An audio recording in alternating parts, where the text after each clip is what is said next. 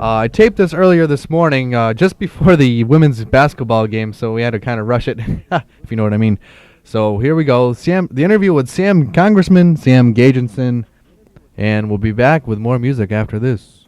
Tonight I have with me Congressman Sam Gejdenson. Could you briefly explain what you do in the House of Representatives? The House of Representatives is 435 elected members of Congress that represent groups of people in the country of around 600,000 to 700,000. Each congressional district is just a little over 500,000. In Connecticut, we have 6 members of Congress. I have roughly half the state in size because you get a district not on size but on the number of people in it. So you represent the eastern part of Connecticut, basically, right? the eastern half of the state, starting at Long Island Sound, ending at the Massachusetts border, following the Rhode Island border to the east, and on the west, roughly the Connecticut River, although not all the towns on that side. It's a pretty big area. It is a big area. It's about half the state. Are you on any subcommittees? I'm chairman of a trade subcommittee. Connecticut has the highest exports per capita, and the trade subcommittee that I serve on deals with high-tech exports in particular. One of my recent activities could lead to as much as $1 billion worth of aircraft sales from Pratt & Whitney. That's critically needed, especially in a time where demand for jet engines for both commercial and defense needs has been reduced. Have you been involved in the effort to save Connecticut's major defense contracts, specifically like Electric Boat and Pratt & Whitney? I've led the effort on a number of these areas because of my seniority in Congress. The experience I have not only puts me in a better position, but I think I have enough information, having talked to many of my friends and neighbors who work at both these places, to take their battle to Washington, to take our battle to the Defense Department and to the Congress as a whole. We've won virtually every fight in those areas. Even in a reducing defense budget, we've kept the Seawolf and funding for the next generation of submarine. I've led the effort on defense diversification to try to broaden our economic base.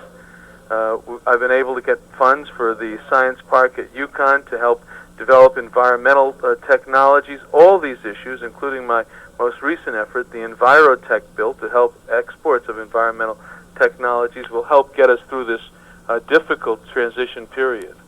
Is anything being done to help convert these companies with defense contracts into ones capable of providing commercial goods and products? Absolutely. That's one of the key areas that I lead in Congress. I'm actually chairman of a Defense Conversion Committee and began defense conversion efforts in the early 80s when many people said it was, just a waste of time because there was so much defense work.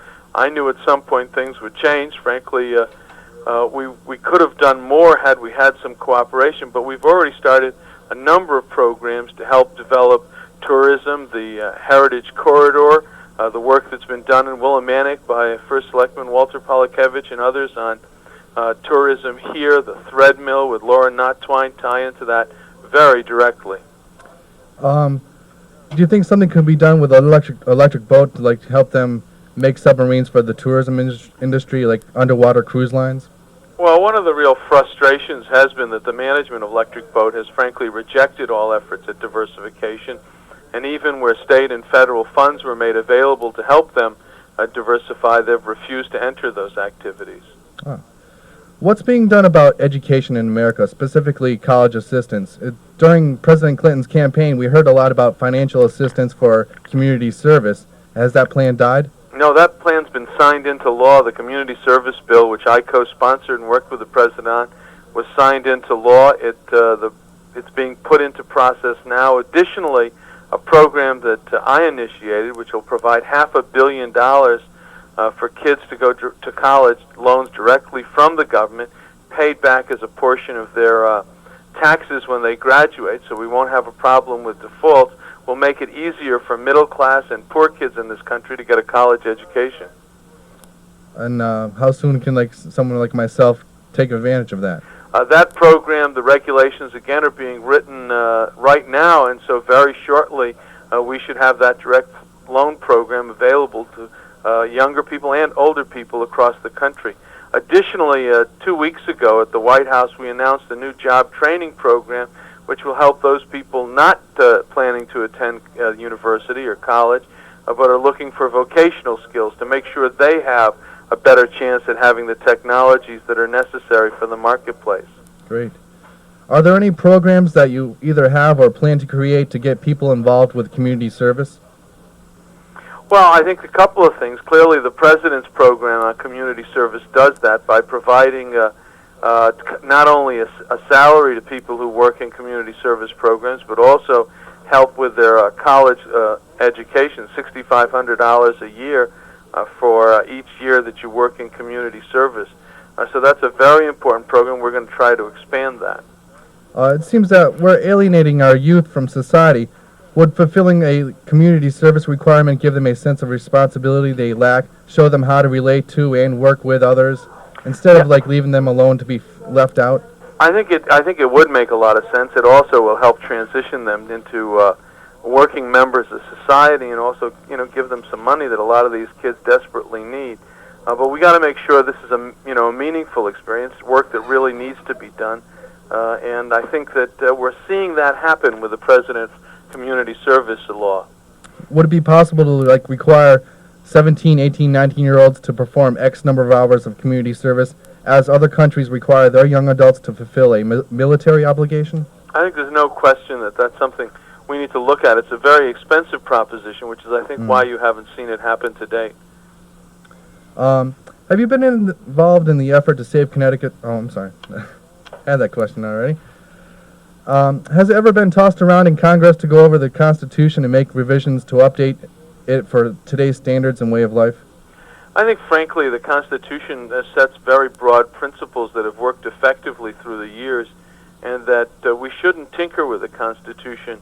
It really has developed a set of laws that protects both majority and minority, and that protects citizens against government intrusion into their private lives. And I think we want to be very careful to simply change the Constitution. I think the right approach has been to try to establish a country run on laws under the Constitution, and that's the way to go forward. But don't you think that it's over 200 years old, and we're living off the rules and standards of a society that we had 200 years ago? So much has changed since then. No, I think, frankly, we have adapted where necessary, but I think some of the principles, just like the principles in the major religions, are principles that will hold for centuries, not just in the short term. All right. Will you be going up for re-election this year again? Well, I don't want to announce anything yet, but we will be having an announcement in the not-too-distant future, and I want to continue to serve the people of Eastern Connecticut. I think my experience and my knowledge and the years of listening to my constituents really put me in the strongest position to do the best job for the people of Eastern Connecticut. In Washington, California has 52 members of Congress. Connecticut has 6, and if we're going to be effective in competing with the large states, we have to have people that work hard, that have a proven track record, and have the knowledge of getting the job done. I remember when you first ran for office, I was pretty young back then, and I remember seeing your signs on the sides of the roads. I couldn't pronounce your name. I'd be like, good, whatever. Did you ever consider changing your name back then? You don't have to now because you're basically a household name, but... No, I think that, a name is kind of part of each of our families and histories, and it frankly never occurred to me to change my name. Are you still passing out your pot holders? As long as we can afford them, we'll keep passing them out. How about something new, like maybe some placemats or some cereal bowls? A little too bulky, but it's a good idea. But we can wake up in the morning and see your face right there. And, if someone has a problem or has an issue they want to bring to your attention, how can they do it? The easiest way is to either write to my office in Norwich, Connecticut at Box 2000, or to call the office at 886-0139. Okay. All right. Thank you, Congressman. Thank you. Could you wait 1 sec? Okay. Whoa, that's the interview we had today with Sam Gejdenson, Congressman Sam Gejdenson. Hope you enjoyed it, and if you didn't, don't worry, because we got music for you now.